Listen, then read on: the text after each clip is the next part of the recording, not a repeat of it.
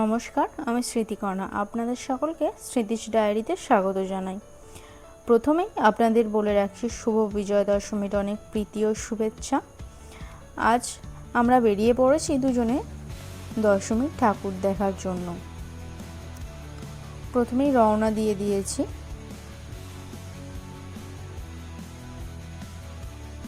এই যে আমরা রোডেও উঠে পড়লাম।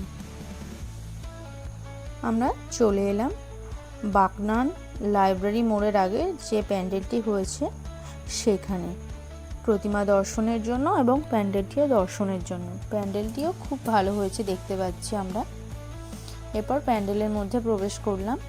আপনারাও চলুন আমাদের সঙ্গে। সুন্দরভাবে সাজানো দেখছি। আজ যেহেতু দশমী, সেই জন্য এখানে দেখতে পাচ্ছি ভিড়টা কিছুটা হলেও কম, তাই যাতায়াতের ক্ষেত্রেও খুব একটা সমস্যা হচ্ছে না। আপনারা এখানকার কারুকার্যটি দেখুন।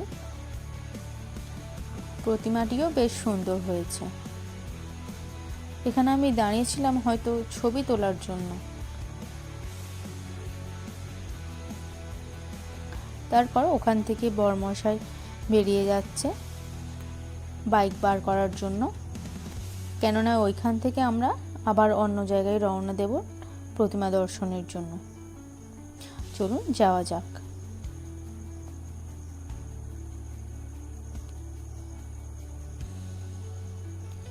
এবার আমরা রেল কেবিনের কাছে যে প্রতিমাটি হয়েছে সে প্রতিমা দর্শনের জন্য।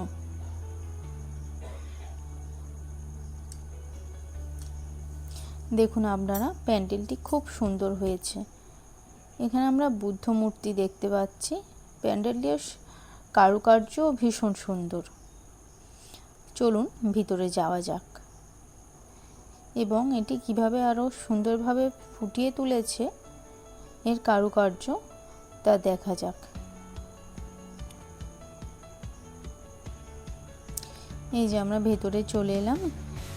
এখানে মূর্তি দেখতে পাচ্ছি, সুন্দরভাবে ফুটিয়ে তুলেছে এবং এখানকার অ্যাম্বিয়েন্সটাও খুব ভালো লাগছে।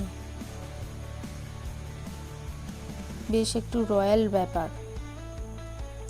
এরপর ওখান থেকে বেরিয়ে আমরা অন্যত্র চলে এলাম বাগনান বাস স্ট্যান্ড মোড়ে। সেখানেরও প্যান্ডেলটি খুব ভালো হয়েছে, মূর্তিও খুব ভালো। পরিবেশ বান্ধব প্যান্ডেল বলা চলে।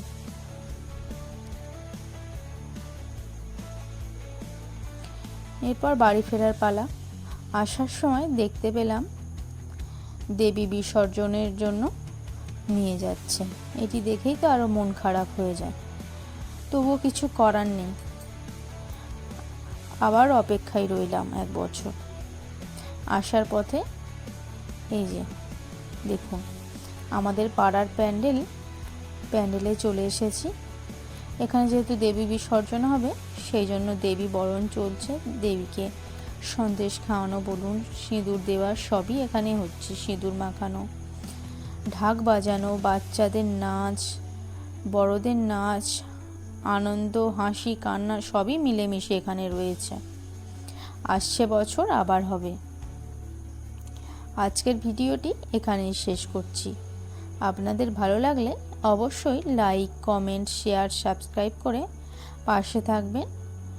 সুস্থ থাকবেন। অসংখ্য ধন্যবাদ।